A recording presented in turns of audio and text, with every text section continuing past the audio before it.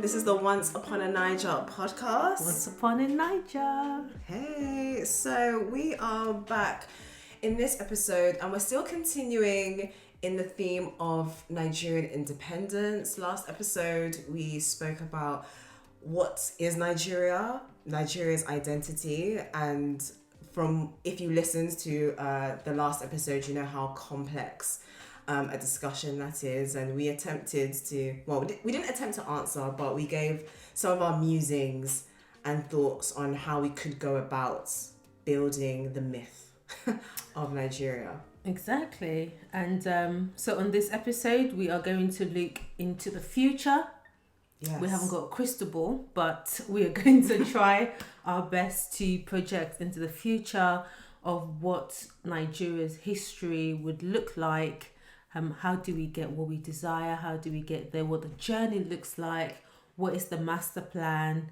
How can we all contribute to this future that we desire? So by we, I mean Nigerians in Nigeria and also Nigerians in the diaspora. So a question I have. So it is the year, 2100. When is that? How many years from now is that? Actually, that's not even that too far. It's like 80 years. Okay. 2100, yeah. 2100. Yeah, 2100. Yeah. Maybe we should go further into the future. Are you one of those people that say 20... Well, what else would we say? Because you would say like 19... Oh, you say 2012 or 20... So, when 2021? We're doing maths now. Yes, 2021. You don't say, 2021. No, I was trying to do something, Lara. Sorry, I spoiled. Okay, so we're in year 20. No, don't worry about that. We're in the year 2100. I now know what year we're in. What day are we in anyway? Okay, so we are about 100 years into the future. Let's go with that, right? Mm-hmm. What does Nigeria look like? Wow. What does Nigeria look like? The most populous country in the world? Apparently, it's going to be the most populous country in the world. It's going to have more population than China. Yeah, it's true. Apparently, it's a projection. In the Nigeria of my dreams, even though I will be long gone, to be with my heavenly Father in 100 years' time. But the Nigeria that I would love my generation, my children, grandchildren, great-grandchildren, to live in, it would just be, I guess, just like basic things really, not really asking for much, but just a Nigeria that works. A Nigeria with the right amenities, a Nigeria where, do you know what, a Nigeria where my people don't have to migrate because of necessity. Mm-hmm. They're migrating out of choice, out of because I just fancy, I just want to, not because, I'm looking for this, I'm looking for that, I'm going to leave my entire family back here and then I'm going to I think for me, migration has been such if I had to pick one thing that has affected Nigeria and is affecting Nigeria so much on a personal level and on an economic level, I think it's migration.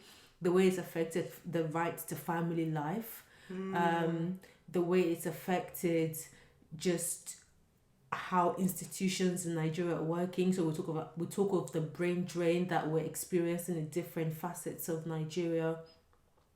So for me, that Nigeria where if people are coming to foreigners are coming to live in Nigeria as opposed to, they are coming to live in Nigeria now, but more of a, the way you have migration where I can go to Australia, go to Canada, it's a desirable place for me to go to. Mm-hmm. Yeah, I would love Nigeria to be a desirable destination for people to want to go and live in. So that's your dream, that Nigeria is a desirable destination. Yeah, and of course for it to be desirable, it means that a lot of fundamental basic things are already on ground. It comes with it. People don't want to migrate to places where they're not going to have good health, they're not going to have good education, they're not going to have good roads, there's insecurity and all of these things. So a desirable destination for migration. That's nice actually. Yeah. Like that. That's hopeful. Oh. That's what I was trying to get to. Rugged optimism. Yes. That's a beautiful thing to desire, and I think that it's possible. It is possible. You know, I mean, how many people dreamed of a free Nigeria before Nigeria gained independence, and many thought it's not possible. I'm sure there were even some Nigerians that didn't want it, so a Nigeria that is desirable is possible. It is possible. I think for me, in 100 years' time, what do I want Nigeria to be? What does it look like? I think, it's these things are actually not very unique, but it's a place of peace. Joy. I actually think Nigeria is actually already, despite its adversity, is quite joyous. I think Nigerians are a joyous people. We are Owambe people. We love to party. Yes. So I think that's something that we already are. So I see that in our future. More parties. Yeah. and parties for, that are just about this celebration of life. I mean, we do that anyway. But it's maybe less in spite of the pain and because, we just are. I think, but peace. I think peace and it being a place of rest. What does that look like? I don't know. I guess it's more a feeling. How do I want to feel in Nigeria in 100? Well, I won't be here in 100 years' time, but how do I want to feel? How do I want my children or grandchildren to feel? Yeah. No, that's a good one. Because I guess emotions, especially in this time and in this day and age where mental health is it's now gaining prominence as a part of our general health that we need to pay attention to. And I think oftentimes, the mental health state of Nigerians in Nigeria is not really something that people pay a lot of attention to, because we are outwardly this kind of like joyous and party, and we mask a lot of things with smiles, and they say we're the happiest people in the world, but are we really?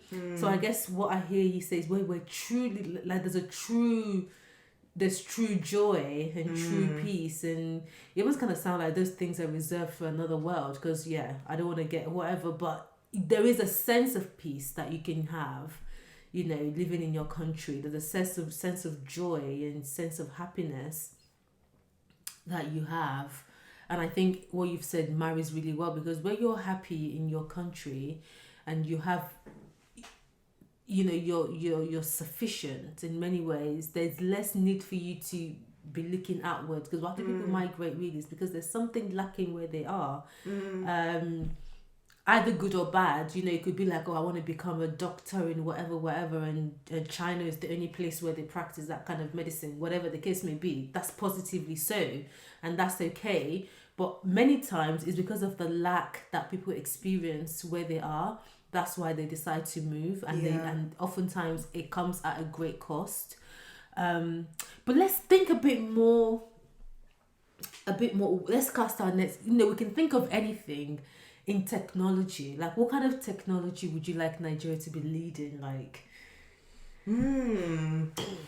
wow. I think Technology, that's such an interesting point. I think I want to see Nigerians, and we are in many respects, but defining and forging and creating paths and creating new technologies that this world has not known before. You have computer scientists like, I don't know, like Tim Berners-Lee. He created the internet, and he's from Britain. I want Nigerians to do something of that scale, where you're creating something, and at the time he didn't know what he was creating. In the same way, like Nigerians, and I'm sure there is one child in somewhere who I'm about to create one story now. They're in one village. They managed to go to one school. They got scholarship. I mean, it doesn't always have to be that story. Or maybe they're even educated in Nigeria. They got the education in Nigeria. That's a real story. I like that. You have Nigerian talent educated in Nigeria, creating technologies and tools that are going to shape the world in profound ways. We can produce brilliant people. I mean, we are. That's not to say we aren't. Brilliant people. Yeah, we are. But so often our brilliance is shaped abroad. Yeah. And exploited abroad. And so I think, that's something I definitely want in 2100. I want a Nigerian to create a footwear that can make you travel at 20. And I'm like, because I'm basically like visualizing it where you just put on your trainers and you just travel at 20 miles per hour. So it's cutting down on carbon emission. It's cutting down on traffic because you're all just kind of going to your destination. You're cutting down, I don't know, you don't really need you're going to need cars, but you know, so something, I'm trying to just think of the technology or something that, hasn't been created yet. And I'm sure there's going to be many more things that will be created in the future. And even just like in the next 20, 50 years, there's so much more technology to come out of the world that is going to baffle us, that we're going to be like, oh, we're too old for this. Yeah. We're going to be like our parents and just thinking, what is going on? But yeah, I think for me, education in Nigeria, where, we are the center of, we have our own center of research and development. Because I used to work for a good 5 years. I worked in 2 separate institutions, one in the university that committed, one of the top universities in the world that committed so much to research and development. And every single time I'm researching, I'm drafting a contract or looking into a project, I'm thinking, you see, like I'm literally seeing how much money is going into this development, into this project. And then 2 years later, I'm seeing those products come out and being used in hospitals, and you're seeing the impacts of them in the society. I'm just like, why, and in Nigeria, we don't really have the budget for research and development is just pitiful. So that's just in university. Then there's a national institution that I also worked in, where again, they're doing all this development and science and engineering and technology. And honestly, for the 5 years that I worked in both institutions, quite a lot of times my mind just goes back to Nigeria, and I'm always like, why can't we invest in our research and development sector, and be creating things and be generating these innovations, and because sometimes all they're developing is like, sometimes you're just developing like one small thing that goes into a larger thing, but then it makes the whole machine more efficient. And that's all they're creating. And they're exporting that to different parts of the world, in the aviation, in the engineering and all that stuff. So I think for me, when Nigeria becomes that center of education, like education is a center of excellence, and we are really producing like visionaries and innovators and world leaders in these areas. Yeah, that would be a Nigeria that I really look forward to. Yeah. That I hope we can have. I think that there is a push towards that, and you do, especially in the private sector. Although, I think an interesting thought exercise is, even looking at the way Nigeria governs itself and manages its own economy, because recently, and unfortunately,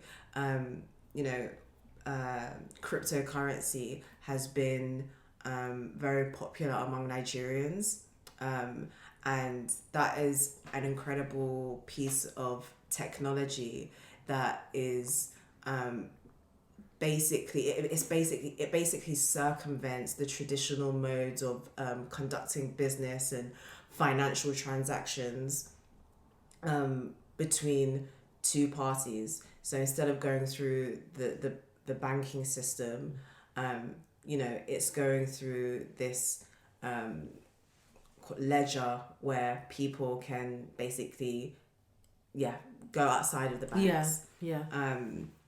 And that has been a lifesaver for many Nigerians, because they can't rely on traditional means, because the Nigeria government will, for some reason,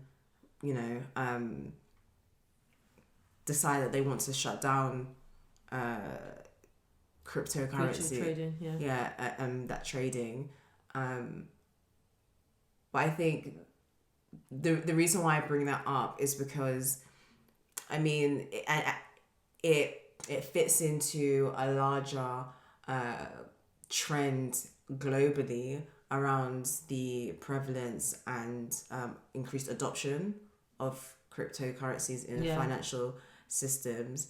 I read somewhere that Nigeria is the Nigerians engage in trading with cryptocurrencies. It's the second nation outside of the US to do that, which I think is really interesting, because in the US it's a very developed economy, a nation, and then you have, so the reasons for that, you have one set of reasons for that phenomenon, for why they're doing that, and then you have Nigeria, which is the poverty nation of the world, and they are engaging. They're the second nation. It's quite a phenomenon, actually. It's quite a stark difference. Contrast. It's stark contrast. When you look at those two contexts. So I think it's really interesting to see how Nigerians figure out ways to work outside of the traditional means of governance. That is a very good point you made, and I think it speaks to the ability of Nigerians to create opportunities for themselves and to tap into opportunities, and to be fast adopters of things, actually.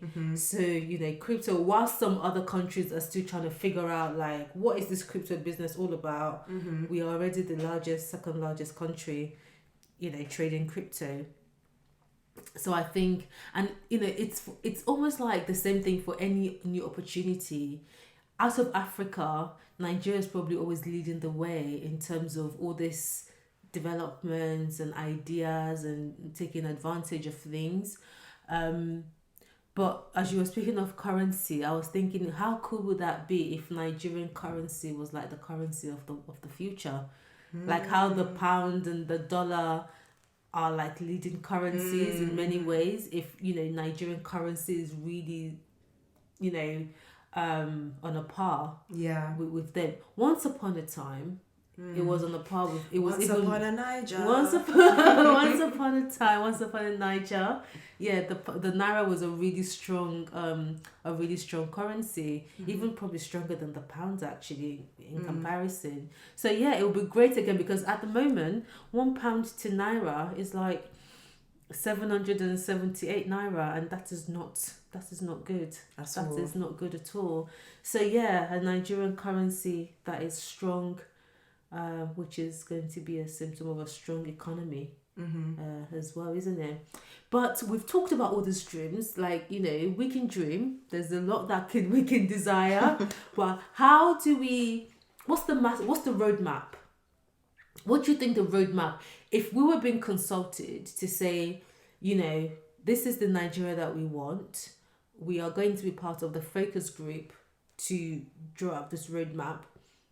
What are some of the things that you think would be easy wins, in a sense, like, you know, just things that you can even start to implement right now to get to that place, and perhaps some of the longer term strategy as well? And who are the people that would think, you know, can come together? So Nigerians in Nigeria, Nigerians in diaspora. Honestly, yeah. I would definitely say that Nigeria's future is obviously young. And when I say young, I mean the people that are leading Nigeria are young people.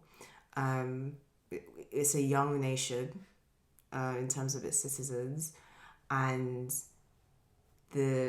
even the political movements that are happening now. Well, so many political movements around the world have been spearheaded by people, you know, young people in their 20s and 30s. Yeah. So I say that's the focus group. Right.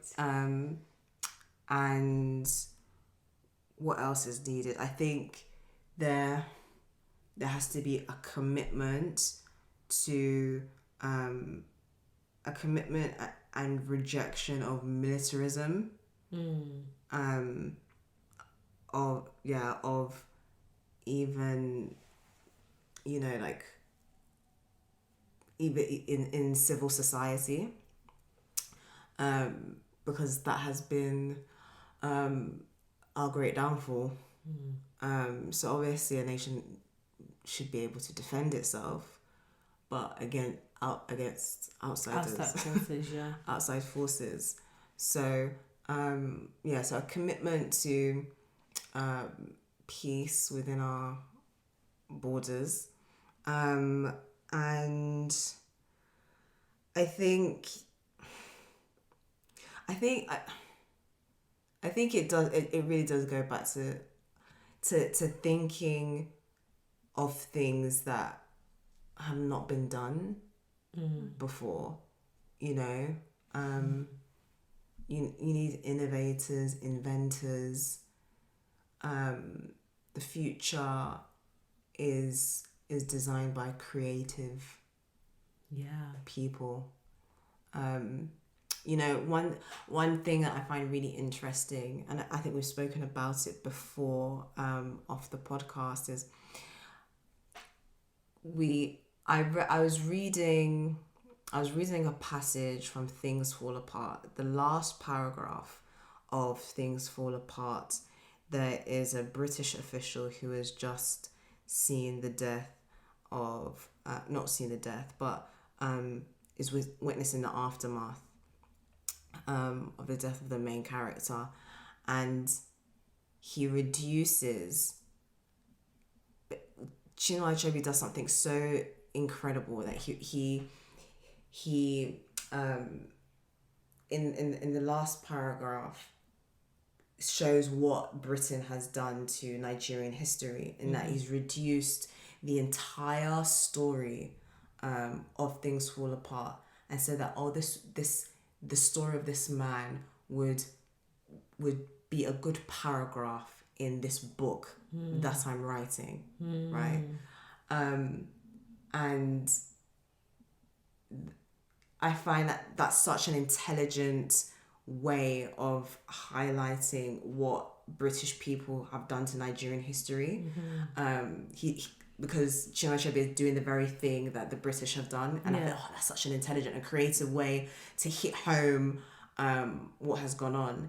And the reason why I bring that up is because you have this great Nigerian writer who has like filled in and plugged in the gaps of what Nigeria, or what the Igbo people looks like, or could have looked like, you know, or could have been our story, or was our story, was one of our stories before British colonization. And you have that creative mind filling in the gaps, quote unquote, for us, so that we have a sense of who we were before we were colonized. Yeah. And I think that can also be applied to the future, in that you have incredible writers who, you know, in speculative fiction, who are writing up, or who are writing, creating worlds of what the future looks like. And we can pick and draw on their writings to get inspiration for what a future Nigeria is.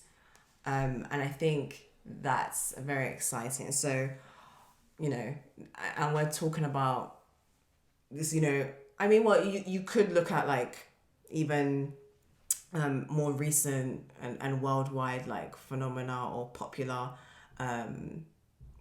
content like Black Panther, Wakanda, and that was a global kind of phenomenon. Everybody was like caught up in, you know, the Marvel Cinematic Universe, but it speaks to, I think it taps into something that we shouldn't like dismiss. It's a kind of foretelling, isn't it? It's a Yeah. kind of prophecy.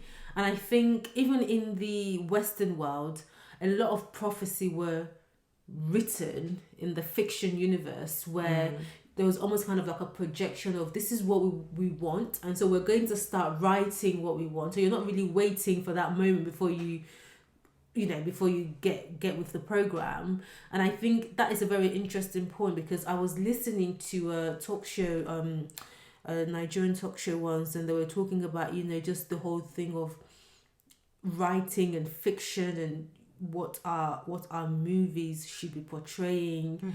And oftentimes it's almost like, oh, that's not realistic, but we don't really want realistic. We want possibilities. We want ideologies. We want things to be portrayed. And I think it's really important that those kind of things are being, you know, like you said, as a creative, that we have those creative people who are projecting that image, that future, that story, for the younger generation coming to be like, actually, I remember once upon a time when I would watch like certain sci-fis, and it's like, oh, a plane is doing this and the car is doing that, and it's like, actually now it's not very far from reality, that you have these, you know, cars and, you know, planes and all this other equipment doing different things, but people wrote, like, obviously maybe not in silo, because they had some sort of scientific knowledge and all that stuff, but there's still a projection of the future of what they want. And even there are times when, I think there's a drama on Netflix, I don't know it very well, but I think it was talking about, oh, what would you do in a world where if everything was to like go quiet, like everything, almost like a lockdown type of scenario.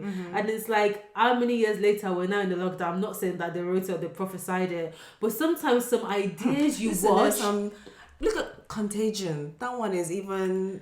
Like, have you seen that film, Contagion? No, I haven't. No. Anyway, Contagion. I'm sure there are listeners who have watched that film. Contagion is literally how lockdown happened. So there are many things that have been, you know, I've watched, I'm like, oh, that kind of like sounds familiar, or looks familiar to what's happening now.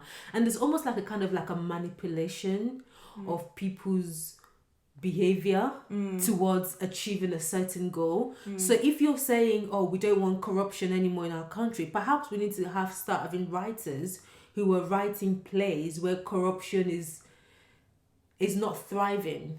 And in the way it is now, where bad behavior is being punished and, or, you know, being penalized, and where good behavior is being rewarded and positively reinforced, and there's good repercussion for those things, and slowly but surely you're building a new resilience, and you're building a new story, a new ideology for Nigerians. So no, I totally hear you. I think the creatives should be part of this focus group for the roadmap, and not just creatives in entertainment, but creatives in every aspects of all sorts of industries. Yeah, absolutely. I think what you said, what you were describing sounds like a propaganda machine. Okay. And I know propaganda is always is routinely seen as like a dirty word, but every nation, needs a propaganda. Yeah, needs a propaganda machine, and so Nigeria needs that, but you just have to decide. I guess it goes back to our last episode about who we are, what kind of thing are we trying to propagate. And that ideology, because you need the people to actually agree and say, okay, this is the ideology we're pushing forward, and this is how we're going to achieve it. But so I think, and in terms of the people, because obviously the thing is, having the people unite for a common cause is always, do you think everybody needs to be united with the vision, or is it possible that people can work in their own pockets? I think there has to be an overarching mission or vision that everybody is trying to achieve.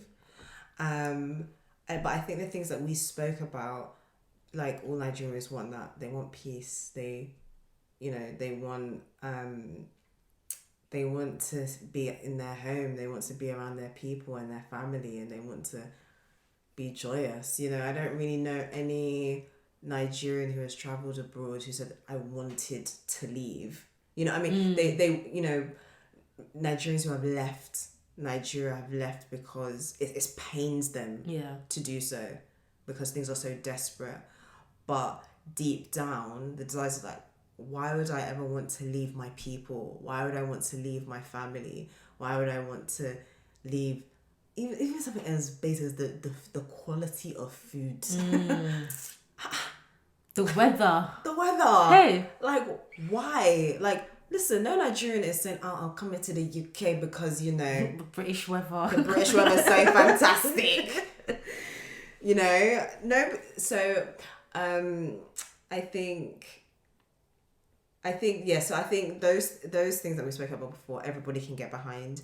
I think we do need to recognize and accept that people are working in different areas and they have their own lane, and so sometimes it's easy to think that we all need to be working towards that vision in the same way. And we don't. And if anything, it's important that we diversify the way in which we reach that vision. So I think that's a key thing, because I think it can be really easy to forget that. Because, for example, when you look at the EndSARS protests last year, everybody was just about, it was a very simple message, like end SARS, end the police brutality against Nigerians, particularly Nigerian youth, right? But then eventually things started to get to fizzle, and like people, then online people are having different conversations about different factions who are wanting to campaign for XYZ and things. People were getting angry, over the division, and thinking, no, we must all do it in one way, and people were forgetting that you don't. Yes, we're all trying to reach this common goal of ending this police brutality against us, but there are many ways to get there. Like independence. Many ways to skin a cat, but I don't know how many ways to skin a cat. No, but that's just, it's really true. And what you said just reminded me of, because I had a conversation, I curated a conversation last year around the EndSARS protest. And I recall at the time there was this kind of like call for, we need a leader, somebody to be the forefront, to be at the forefront of this. And people were saying, no, we don't. We don't need a leader. It's quite clear what the ask is. We don't need a leader we might eventually have a leader, but at this stage of the protest, it's clear to the government what we're asking for. So let them fulfill, let them talk to us and let them, give us a plan for how they intend to achieve this and kind of stuff. But then also going back to what you said is the fact that there are many ways to serve a common cause. And, last year, many people were not on ground at Lekki toll gates or all these other various locations where the protest was happening, but there were people support. Like, I know of people like online who were like vendors selling food. They literally provided food for all the protesters on ground. They made sure there was food for them to stay there from morning till night, snacks. They made sure there were drinks. They made sure they were comfortable.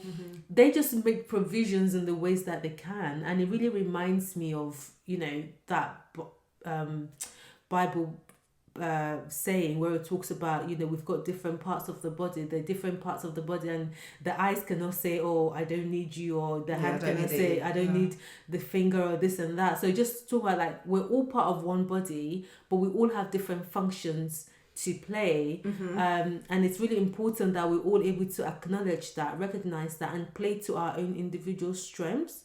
And that is really one of the efficient ways that we can achieve what we want to achieve going forward. Because it's easy to start to create false conflict where there really shouldn't be any conflicts, where it's like, actually no, you do your thing, I do my thing, we're all fighting for this common cause. And as long as there's what I'm doing is not making your it's not like disturbing your efforts, then let's forge our edge, basically. So I think, as we're talking about it, I'm really hopeful. I think it's I think it'll be quite a dream. I think it'll be quite a dream to have it happen. And I think even in our lifetime, because we've just said 100 years, but I'll probably have using a walking stick in 50 years' time. But I think even just to be able to see it and, die peacefully. But, I would die peacefully either way. But, I think it'll be a great thing to see in our lifetime. Yeah. Yeah. And I think, like, even saying it gets me, like, emotional and excited. And don't get me wrong, I know that, like, I'm saying this from a place where I'm in relative comfort and peace. So I'm not, like, blind to that. But whenever I think again of the people who fought for independence, our first stage of independence, they were dreamers. They were dreamers, and so are we. And there's no reason why our dreams can't become a reality. I think there's definitely something to be said about what sacrifices are we willing to make to see our dreams become a reality, because I think probably that's really at the heart of the question.